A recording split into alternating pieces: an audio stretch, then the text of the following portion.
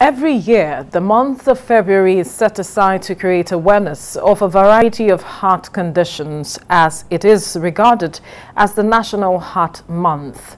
Diseases relating to the heart are often categorized as cardiovascular diseases, but there are different types of heart conditions. One of those heart conditions is the congenital heart disease, which are the most common birth defect. CHD, as it is popularly called, occurs when a part of the heart doesn't develop normally. This can cause a number of problems, including changes in blood flow, poorly developed valves, reduced oxygen levels, and holes in the heart. Globally, about 1.35 million babies are born each year with congenital heart defects. But despite its prevalence, its research is underfunded due to a lack of public recognition. This is why the 7th of February through the 14th is set aside to create awareness and raise funds specifically for congenital heart defects. Well, joining me to discuss this is the founder, Congenital Heart Disease Foundation of Nigeria, Oyeleye Christiana. Good morning. Thank you for joining us. Good morning. Now talk to us about congenital heart defects, especially this is the week, and a lot of persons, like it is rightly pointed out, do not understand this heart disease and that it exists. They can't even identify it. Some persons go all through life without even being diagnosed of this heart defect. Talk to us. So congenital heart defect is an abnormality in the formation of the heart that occurs while the child is still in utero. And there are a variety of congenital heart defects. It can affect the heart muscles, it can affect the heart wall or the valves, and then the valves of the heart that children are born with. Okay, so there are a variety of them. Like the common one is ventricular septal defect.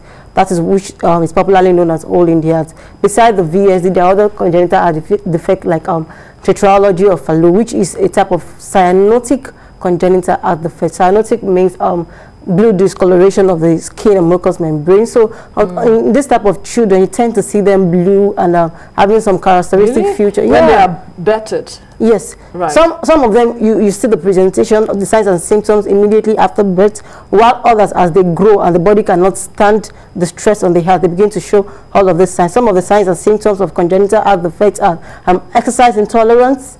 For children that are just young, while they're still young, breastfeeding, some of them cannot suckle enough on the breast. You know, they tend to rest while they're taking breast milk. Okay, some of them sweat excessively. We look at their forehead while they're breastfeeding; they begin to sweat so much that you just wonder what is going on with this child. Okay, some of them they begin to have signs of clubbing fingers. When you look at their fingernails, instead of it to be flat and straight, you see some of them bent. And if you look at the nail bed, instead of it to be pink, it has this characteristic appearance of blue or purplish color.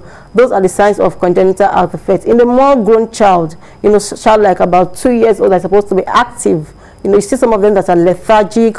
They cannot exercise at all. Some of them begin to squat when they are being stressed, or whether any stress is placed on the heart, whether they're climbing or being active with their other colleagues. Some of them don't even participate in anything at all, depending on the severity of the condition and how it affects the child. So there are a number of congenital heart defects. See, the uncommon ones are those complex ones, which even in the advanced country, they find it difficult as well to manage. We see some of them every time in Nigeria as well, but we don't have enough resources to take care of these children. The awareness creation in this month of February between the 7th and 14th is typically for congenital heart defect. And why we're doing this awareness is that the public should be aware of congenital heart defect, because when they are aware, we can rescue these children on time. And like you said earlier, diagnosis is sometimes late, right?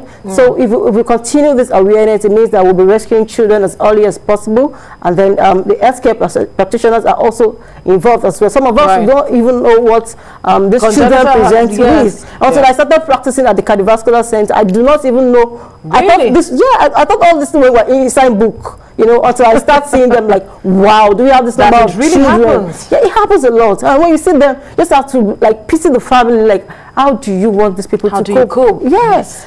Mental health stress is placed on this family. You can imagine having to visit the hospital frequently because of a sick child. You know, they have a series of investigations. What even causes it in the first place? The fact is there is no known cause of congenital heart defect. We can only say that risk factors or predisposing factors to like having what? Some habits of pregnant women. Some say like smoking and alcohol consumption, and then taking drugs while pregnant, like prescribed medications. You know, so medications interacts with the placenta, and so when pregnant women just take drugs without being prescribed, they tend to predispose their children to having congenital anomaly. It does not even mean congenital heart defect alone. It can be any other type of congenital anomaly. So it's essential that parents, especially women, when they're pregnant, are careful of what they consume. They should not take alcohol, they shouldn't smoke, they should take vitamins more. You know, folic acid should be readily available. For the development of the fetus. Yes, exactly. For the development of the fetus, they need to take enough vitamins and minerals while pregnant. Okay, so it's very important to create awareness, even among medical personnel, you know. And then funding of congenital heart defect is very poor. We'll take them one at a time, because I know you're here to just give it all you've got, but then let's take it one at a time, so that there can be perspective to all of it, all of the conversation that we are going to have. You've talked about there are no known cause, and so but then there are predisposing factors that could lead to it. But then again, let's look at how we can manage those that have discovered. How do they move from there? Because some parents might just be listening to you now, looking at their children, and are going like, oh, this is it, this is what is happening. How do they move? What is the next step when you have discovered that your baby that you just gave birth to, or that your child that you notice certain things are not going right with, is, you know, having all of these conditions that you are pointing out? Okay, so once a child is discovered to have all of these symptoms, the next thing is getting to the right place at the right time. Right place. At the right time. At the right time. So there could be a delay. Yeah, because if the child is presented at a later stage, like 4 years old, something is late. Yeah, it's already late. Something is already going on in the child. The heart is beginning to get modified. Complications are beginning to set in, for instance. So it's important. So when it's early enough? Yeah, as soon as it is discovered, you should present the child to the appropriate cardiologist, pediatric cardiologist, and then the cardiologist may present the child to the surgeon and begin interventions that are needed to save the child, right? Okay, so in a case where it is not diagnosed on time, as soon as you diagnose it, you follow up. So to aid early diagnosis, that's why we're creating awareness. And so we get to see all of these symptoms. You should just occur to you when you begin to see 2 or 3 of these symptoms, take the child to a pediatrician. A pediatrician then, within his power, says that, oh, I think I need to offer this child to go for echocardiography. And after echocardiography, they see signs that, wow, this child has a defect. So the pediatric cardiologist take over from there. Pediatric cardiologist probably may prescribe a cardiac catheterization to see how the defects affect the child. And so if the child requires surgery at that stage, they do it. If it requires a palliative surgery, some of them of this congenital heart defects requires intervention at stages. You don't do all of this correction at once. It may occur like 2-3 stages. And so if the palliative surgery has to be done, the pediatric cardiologist will talk to a surgeon, and they will arrange how the family can get the money to do the surgery. Right. Yeah. Now, I even wanted to ask earlier, you've been talking about children. Does it present, how about adults? Exactly. We said congenital heart defect happens at birth, right? And so usually it is meant to be diagnosed within the children. But at the time when it is not diagnosed early and the child grows into an adult, okay, so we have seen cases of adults like 42 years old, 50 years old presenting with CHD. And at this time, things have happened, complications are setting. It now makes treatment a bit tough. I've seen an adult, a living witness, for instance, one of my friends at the cardiac community, she's a CHD warrior. She was diagnosed late, I think about 6 years old. By the time she was an adult, she had a cardiac catheterization. By the time cardiac cath was done, they saw that she had a very high pressure that means that the surgery, that the child, she's not operable, I mean to say. So we tend to see CHD in adults, but we are trying to advocate that we put diagnostic investigations like echo available for people to assess, and then immediately after birth we should try and examine all these children for signs of defects. not necessarily congenital heart defect alone. You can talk about any one. Yeah. So that it can be addressed as quickly as possible. As soon as possible. Complications, before complications begin to set in. Yeah. Now, you mentioned something, that is access to treatment. How readily available in Nigeria? I must be honest with you that right now we do not have enough cardiac centers in the country to cater for these people affected by congenital heart defects, both adult population and the pediatric population. I know that UNTH, University of Nigeria Teaching Hospital, does open heart surgeries and some cardiac categorization, but the frequency is the issue. Then OATH does open heart surgery. That's Obafemi Awolowo University Teaching Hospital. These are government hospitals are cheaper, quite cheaper than private hospitals. So OATH does surgery as well, but not as frequent as it ought to be, because almost 1 in 100 children is born with a congenital heart defect. If you look at that, we're talking about a million live births in the country, for instance. That's about 100,000 children coming down with congenital heart defect, and we just have like about 5 cardiac centers in the country.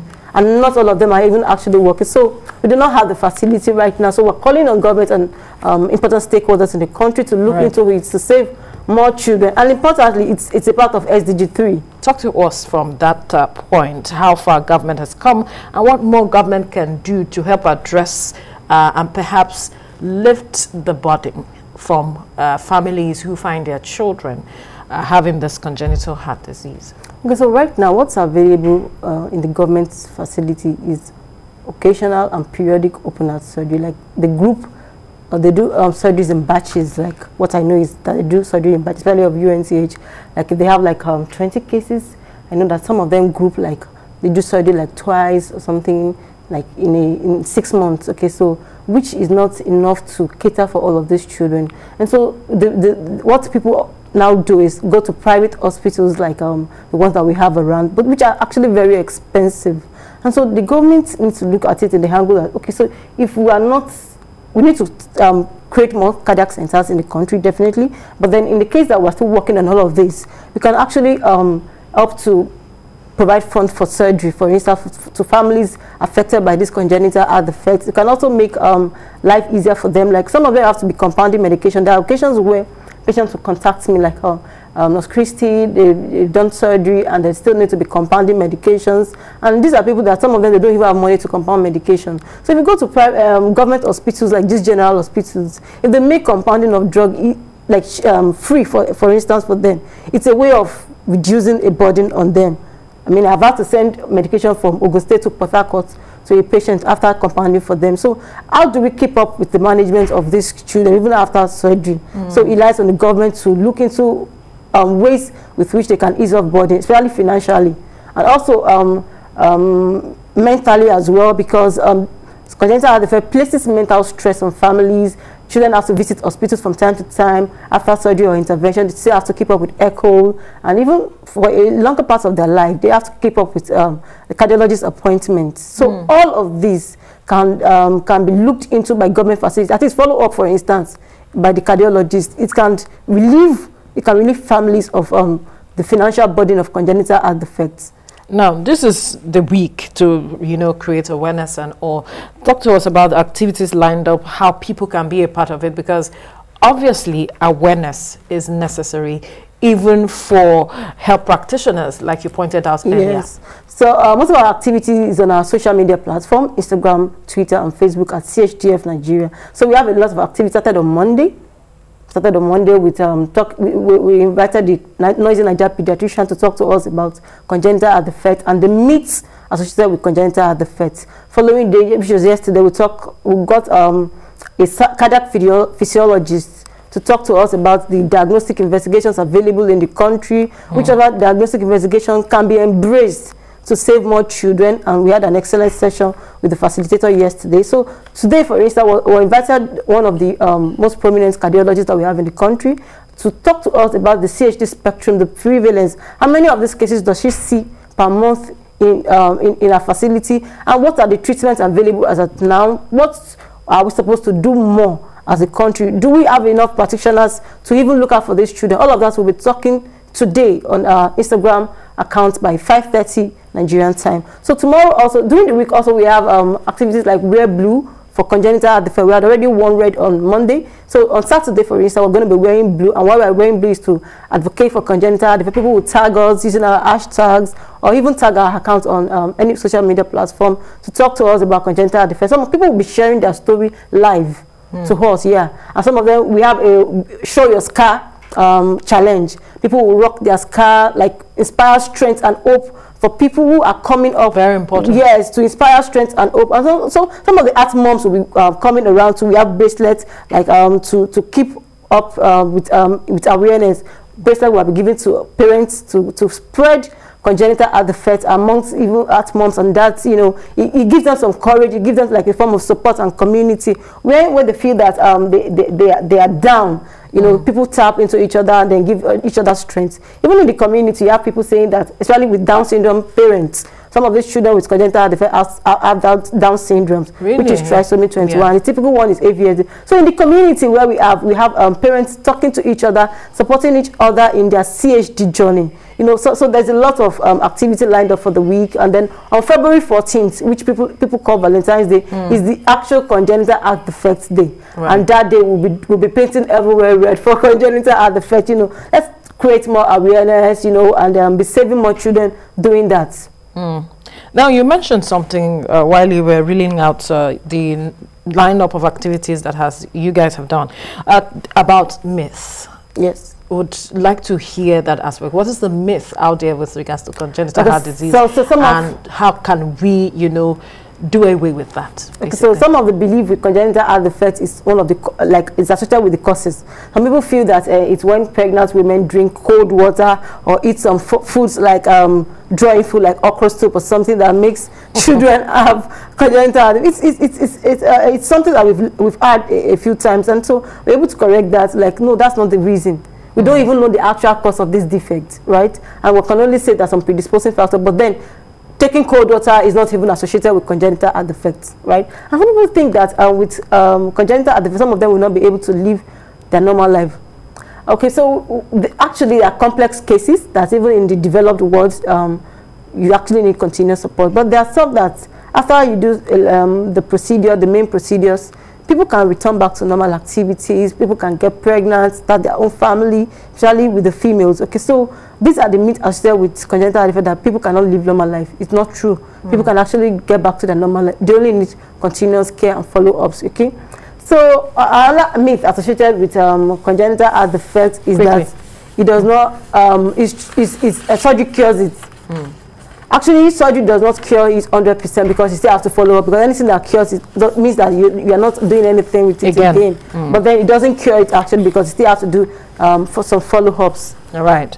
So we've seen that all those are just myths. And that awareness is very critical with regards to congenital heart disease, and that people should show these people love as much as possible. We must thank you, Oyele Christiana, founder, Congenital Heart Disease Foundation of Nigeria. We wish you success in your push to ensure that awareness is created with regards to this. Thank you for your time. Thank you very much.